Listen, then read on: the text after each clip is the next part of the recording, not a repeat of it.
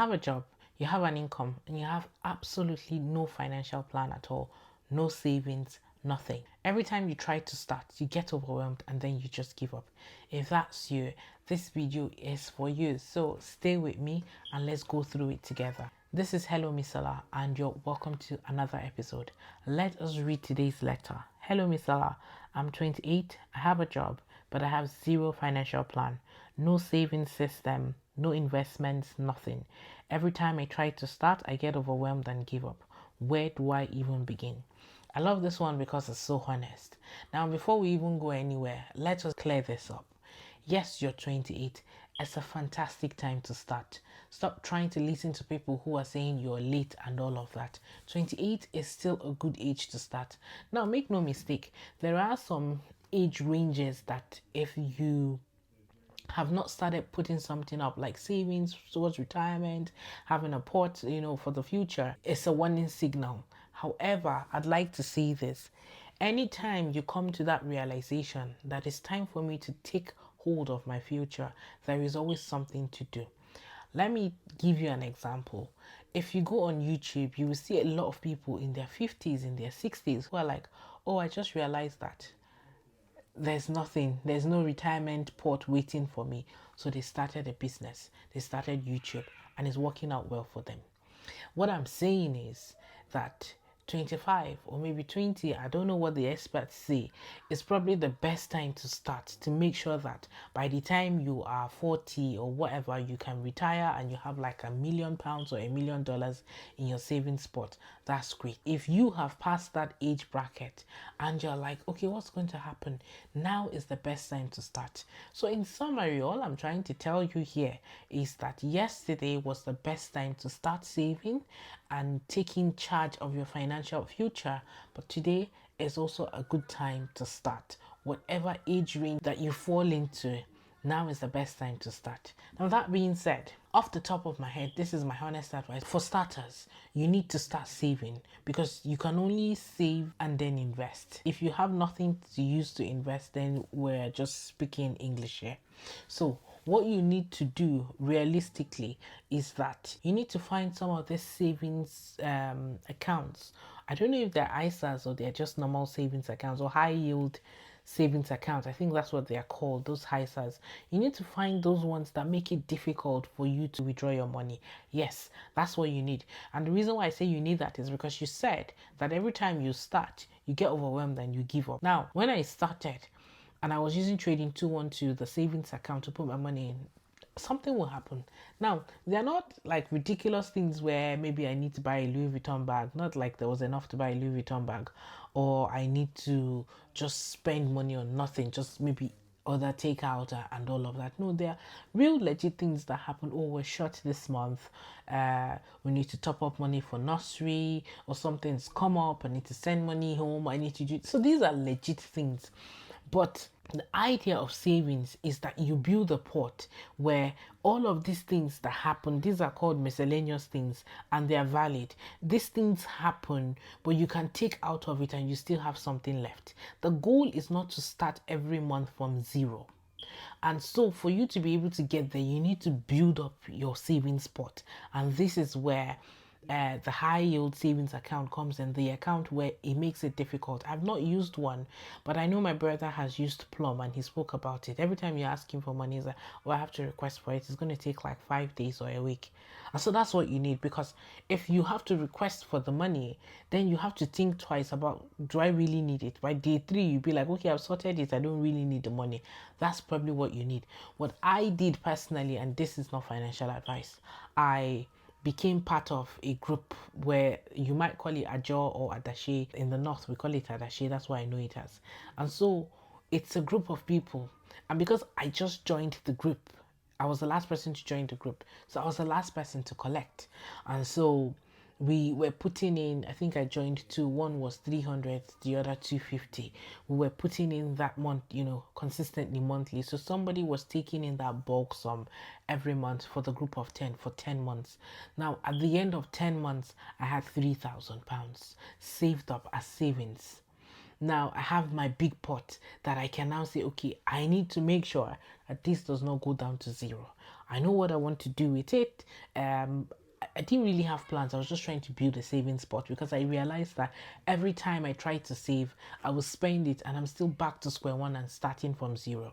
So that's probably what you need. For this one, it's not financial advice. It's not regulated because it's a group of people that you know and you're just going around the money. It's your own money. You're saving it in hindsight, but somebody is taking in the large sum of money every month. I cannot recommend any group to you because you have to use people or be with people that you trust.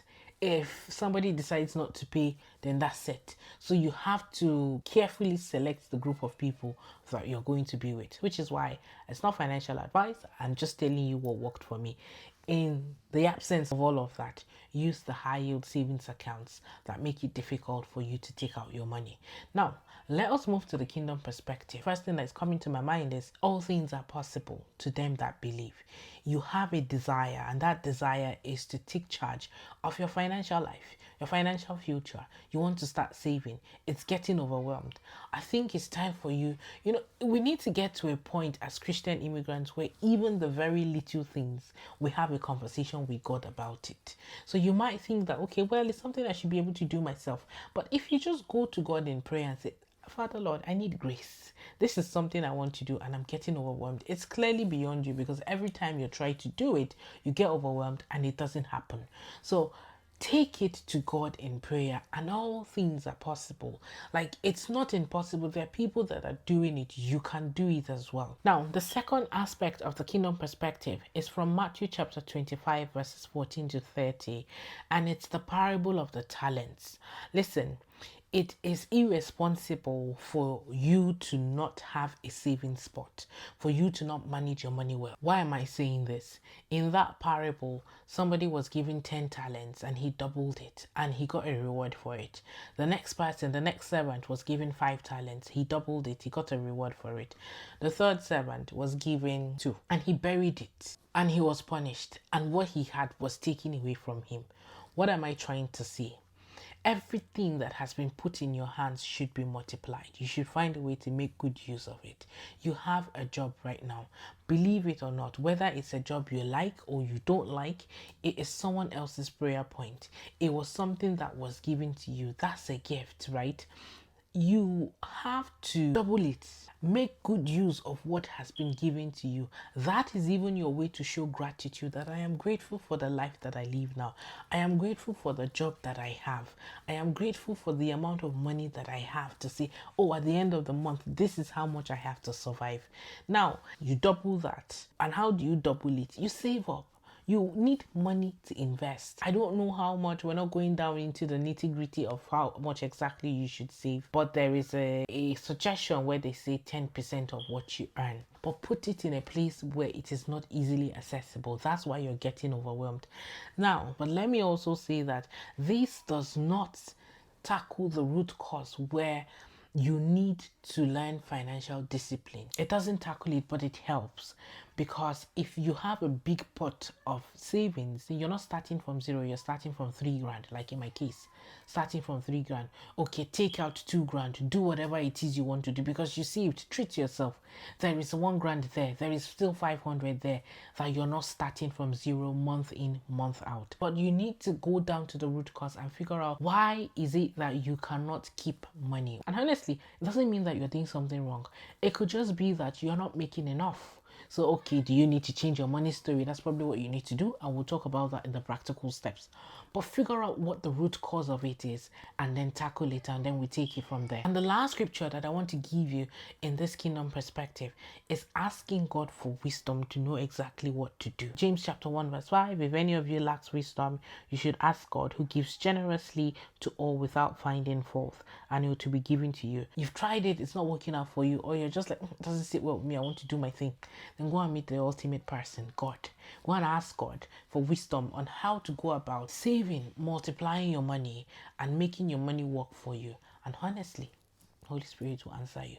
Now, bearing all that in mind, let's move on to the practical steps. What is it that you can start doing right now to build your savings spot and take control, take charge of your financial future? Step 1, today is a great day to start saving and managing your money. I don't know if today is payday or today is not payday for you.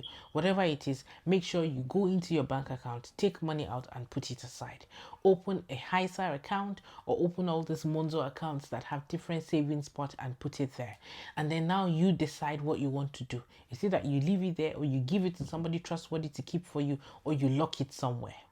And you just keep adding on to it. It compounds, it builds over time. If you put in £50 today, next month you put in £50, that's another £100. Meaning by the third month, you're not starting from zero.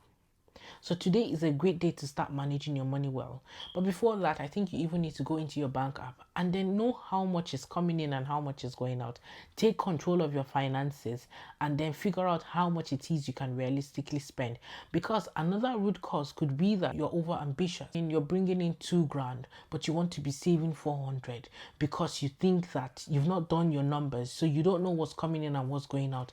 2 grand, taking out 400 from 2 grand leaves you with 1/6. Is that really enough for you to take care of yourself for the month and even just buy something, treat yourself to something? Is that really enough? Sometimes it's not. So you're not being realistic with what you have. Could be that you just need to put £50 a month, and that's okay. The idea is that you put something every month. So today is a good day to take charge. So the first thing you need to do is go into your bank app and look at your numbers, know exactly what's coming in and what's going out and what you have left and any loopholes that you need to tighten, because we cannot just say the money is going somewhere, something is eating the money. We know what it is, we just have not figured out what it is yet. So it's time to find out. Step 2, whatever path you have chosen, whatever strategy you want to use to save, do your research. You need to be very, very intelligent when it comes to your money and your finances. You cannot just do things anyhow. This is money that you will give account for. So do your research and figure out exactly what strategy you're going to use. If you're going to put it in a HISA account, that's fine. If you're going to start trading, I am just going to commit to trading or investing in ETFs with my 200 or my £50 every month. Whatever it is, do your research so that your money is not going down the drain. It is working out for you from day one. Step 3, remember that purpose is tied to your money story. Savings is just the first step. But if we go ahead and start thinking about how you want to take charge of your financial future, link it with purpose as well. Now, for some people, when I say purpose, change your money story, who am I meant to serve? My ideal person, what is the challenge that they're going through? How can I help them? Most people automatically think it has to be entrepreneurship. It is entrepreneurship, it's a way, but that's not the only way. You can basically get into a higher paid role that is doing the thing that you're put on here to do. So it could be that maybe you want to go into tech or you really love your job. That's your purpose, your assignment for now. It pays you well. And then you now start investing on the side with your money. That is a way of changing your money story. You're doing the thing that you love.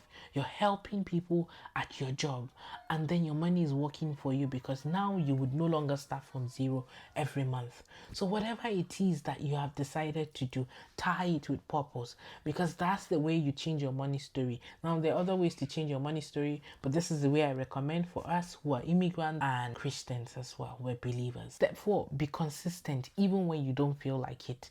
Honestly, consistency is key for everything. We hear consistency and we think it's only for content creation. No. If you put in £50 this month, you don't put in £50 the next month, you're short. But the thing about inconsistency is that it's easy for you to sit down and give an excuse for not being consistent. And sometimes those excuses will be valid. But there are still people who are still consistent regardless of what the excuse is, and you want to be amongst those group of people because those are the people that see results and get results at the end. So is it purpose? Is it savings? Is it investing? It is only when you're consistent that you get to see the results. You cannot do it this month and then don't do it the next month. So how are you going to consistently do the thing and save up so that you take charge of your financial future? It's up to you. How are you going to do it? And step 5, take all of the help that is available to you, whether it's community, it's accountability group, a savings group, or advice from somebody who has gone further ahead of you. take it, because you're probably trying to do this on your own, and having a community really helps. Being amongst a group of people that like, listen, we're going to take charge of our financial future. We have looked at our numbers and we can afford to put in £100 every month into this, into that, and we keep ourselves accountable. It is so powerful. That is why some people pay for these things. But if you don't have to pay, like we pay for weight loss coaches, they keep you accountable. You pay a financial coach, they do the legwork for you and keep you accountable. But if you're not there yet where you cannot pay, find a community, a group of people to help you stay accountable. That's it. And there's always help available. So take all of the help that you need. Now, bearing all this in mind, here's the reset that I want to leave you here with today. This is genuinely the best time you will ever have to get started, because the only time you actually have is now. So now, today, this minute as you're watching it, it's the best time to get started. Open that app and take out the money and put it somewhere. Have a savings pot. Get started today, because other than the fact that you're trying to save for your financial future, to whom much is given, much is expected. You have a job that is paying you, and so you should be able to multiply your money, make your money work for you.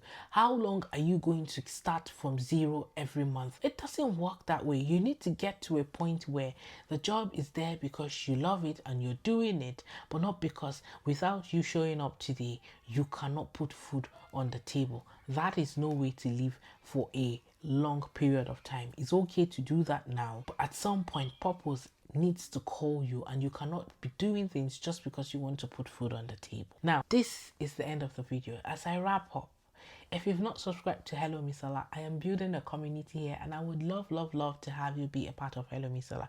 So please subscribe to Hello Misola. If you have a challenge, you're an immigrant and you're something that has to do with your finances, changing your money stories, settling in and all of that, and you'd like us to walk through it and come up with practical solutions and look at it from a kingdom perspective as well, so that you have the clarity that you need and you can just get started and go to get the transformation that you need, click the link in the description box and send me your letter. I read every single one of them and I would love to hear from you. But other than that, please like this video so that the algorithm does what it knows how to do best, and share this video with a friend so that the two of you can stay accountable together as you start saving and building your financial future. I'll see you in the next video. Take care. Bye.